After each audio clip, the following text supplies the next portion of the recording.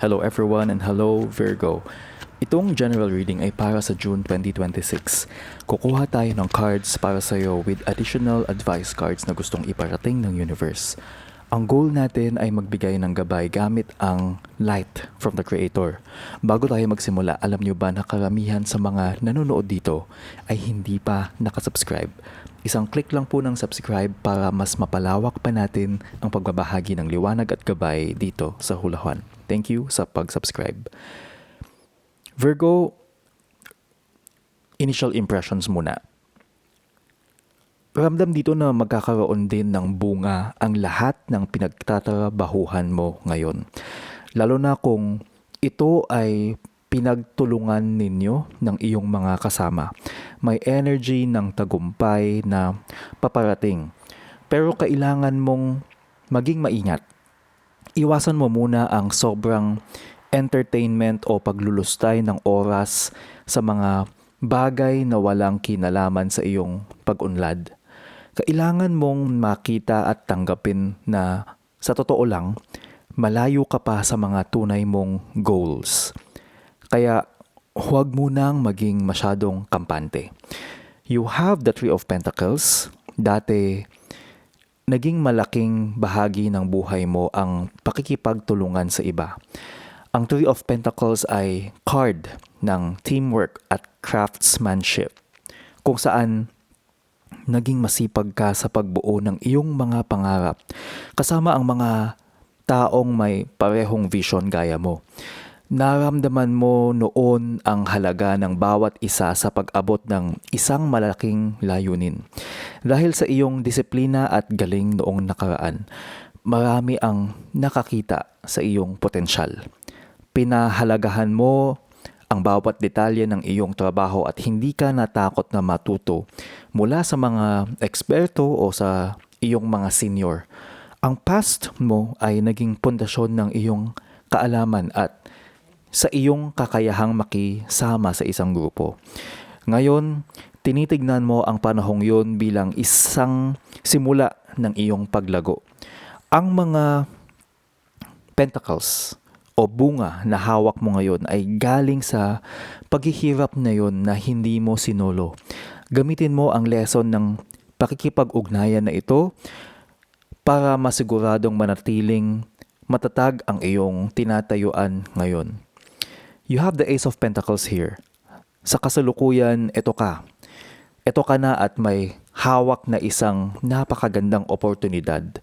Ito ay simbolo ng bagong simula pagdating sa pera, trabaho, o isang bagong project na puno ng potensyal. Ramdam mo ang universe ay nagbibigay sa iyo ng regalo para lalong umunlad ang iyong buhay ngayong June. Ito yung energy ng prosperity na nasa palad mo na. Kailangan mo na lang itong itanim ng maayos. Maraming mga pintuan ang bumubukas para sa iyo at nararamdaman mo ang security na matagal mo nang hinihintay. Ang present mo ay punong-puno ng swerte. Basta't marunong kang humawak ng mga resources na dumarating sa iyo. Huwag mo lang kakalimutan na ang alas ay simula pa lang. Hindi pa ito ang huling tagumpay. Gaya ng initial impression, kailangan mong maging seryoso sa pag-handle ng biyayang ito. Huwag mong sayangin ang chance na ito sa mga panandaliang saya dahil ito ang magiging susi mo para sa iyong long-term stability. You have the Three of Cups reverse. Ang energy na darating sa iyo ang posibilidad ng pagkakaroon ng disconnect or inggitan sa loob ng iyong circle of friends o mga katrabaho. Ang card na ito ay babala na baka ma-overwhelm ka sa social life mo hanggang sa makalimutan mo na ang iyong mga priorities. Maaaring magkaroon ng hindi pagkakaunawaan na sisira sa selebrasyon na inaasahan ninyo. May potensyal na maramdaman mong excluded ka o kaya naman ay may mga taong hindi tapat sa iyong paligid. Maaring ito yung energy kung saan kailangan mong mag-set ng boundaries pagdating sa iyong pakikipag-party o pakikipagkwentuhan. Huwag mong hayaan na ang iyong Ace of Pentacles na tagumpay ay maging sanhi ng paglayo ng loob ng iba dahil sa maling akala o chismis. Maging handa na piliin ang iyong peace of mind kaysa sa pakikilahok sa mga gatherings na nakaka-drain lang sa'yo. Ang energy na ito ay nagpapaalala na hindi lahat ng kasama mo ay sasaya kasama mo or kasama mo din sila sa hirap. Sa dulo ang iyong focus sa goals mo ang dapat manguna kaysa sa takot na hindi ka belong sa lahat ng grupo. You have the King of Pentacles in reverse. Ang payo sa iyo, Virgo, ay iwasan ang maging masyadong rigid o kaya naman strict. Yung baka naman nawawalan ka ng disiplina sa pag-manage ng iyong tagumpay. Ang payo na ito ay nagsasabi na huwag kang maging makasarili o masyadong materialistic sa iyong mga desisyon. Huwag mong hayaan ang konting yaman ay maging dahilan ng iyong pagiging kontrolado sa lahat ng bagay. Kailangan mong manatiling mapagbigay at huwag magpadala sa katamaran o sa pakiramdam na nandito na ako kaya okay na. Ang payo na ito ay para sabihin na maging tapat ka sa iyong integrity at huwag mong baliwalain ang mga taong tumulong sa iyo para makuha ang Ace of Pentacles mo.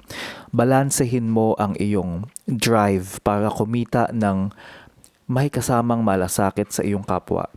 Ang pinaka-importante, aminin mo kung kailan ka naging masyadong perfectionist o masyadong mahigpit sa sarili at sa iba. Ang payo na ito ay nagsasabing ang tunay na stability ay hindi lang nasa bulsa, kundi pati na rin sa iyong karakter. Manatiling humble habang umaakyat ka sa tagumpay para hindi ka mahulog sa huli. You have the King of Cups. Ang magiging resulta ng lahat ng ito ay ang pagkakaroon ng matinding emotional na balanse at maturity. Pagdating ng dulo ng buwan, ang King of Cups ay simbolo ng isang taong kalmado, maunawain, at master na ng kanyang nararamdaman. Magagawa mong i-handle ang anumang stress o gulo sa social life ng may kahinahunan at talino. Magkakaroon ka ng sense of peace sa iyong puso dahil alam mo na kung paano pagsabayin ang iyong trabaho at ang iyong emotional well-being. Ito yung outcome na nagsasabing ikaw ang lalabas na leader na nirerespeto ng lahat dahil sa iyong pagiging patas.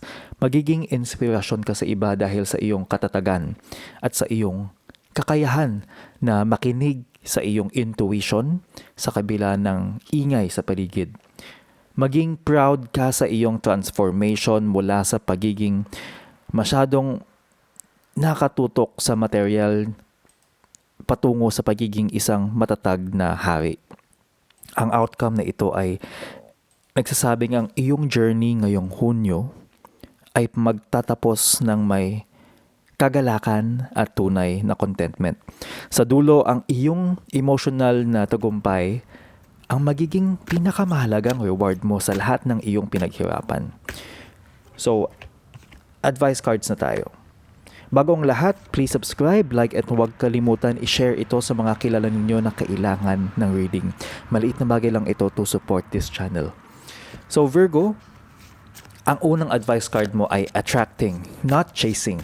Sinasabi nito na anumang bagay o sino mang tao ang hinahabol mo ay lalong lalayo sa'yo dahil sa takot na dala ng chasing energy. Imbes na maghabol, subukan mong i-attract ang kailangan mo sa pamamagitan ng pagpapadala ng pagmamahal, pasasalamat at positibong energy. Ito ang maglalapit sa'yo sa Ace of Pentacles na opportunity. Ang pangalawang advice card mo ay donations, tithing, and charitable work. Ang pagbibigay ng may kagalakan sa mga organisasyon o tao na nagbibigay sa iyo ng inspirasyon ay babalik sa iyo ng maraming beses na parang milagroso. Ang iyong generosity ay magsisilbing puhunan para ang iyong positive energy ay lalong mag-multiply, lalong dumami at magdala ng mas maraming blessings sa iyong buhay. Ang pangatlong advice card ay being enough. Ang iyong puso ay nagpapaalala na sapat ka na kung sino ka man ngayon. So, wala kang kailangang puntahan o kailangan baguhin para maging karapat-dapat ng pagmamahal. Ikaw mismo ay gawa ng pag-ibig. Kaya bitawan mo na ang iyong perfectionism at tanggapin mo ang iyong sarili ng buong buo. Ang pang-apat na advice card ay striving. Sinasabi nito na sa dulo, ang iyong pagpupumilit na gawin ang lahat sa sarili mong lakas ay mawawala rin at mapapalitan ng isang relax at mapagtiwalang pagtanggap sa mga sagot na dumarating. Magpasalamat ka sa Diyos dahil hinahayaan ka niyang sumabay sa agos ng buhay ng walang pressure. Ang panglimang advice card mo, Virgo, ay Fox Clever. Ikaw ay mabilis at matalino. At ang mga solusyon sa iyong mga problema ay madali mo lang mahahanap ngayong buwan. Palagi kang makinig sa iyong instincts dahil ang mga resources na kailangan mo ay nakapaligid lang sa'yo. Maging bukas ka rin sa posibilidad ng pag-ibig na pwedeng dumating. At ang panghuli, humpback whale singer. Gamitin mo ang iyong boses para maghatid ng paghilom at saya sa mundo. Ang iyong inner navigation ang laging gagabay sa iyo. Walang makakapigil sa iyo sa pag-abot ng iyong mga pangarap basta't naka-align ka sa iyong tunay na layunin at sa kapangyarihang nasa loob ng iyong kaluluwa. So, sa ngayon, kukuha tayo ng 3 cards, mamimili ka lang ng isa. Mag-isip ka ng issue sa buhay mo na may katanungan ka. Wala itong explanation, ikaw ang magbabasa ng cards. Mamili lang ng isa sa 3 mga barahang ito and hindi mo na kailangan pag-isipan ng matagal. Okay? So kung ready ka na, bubuksan ko na ang mga cards.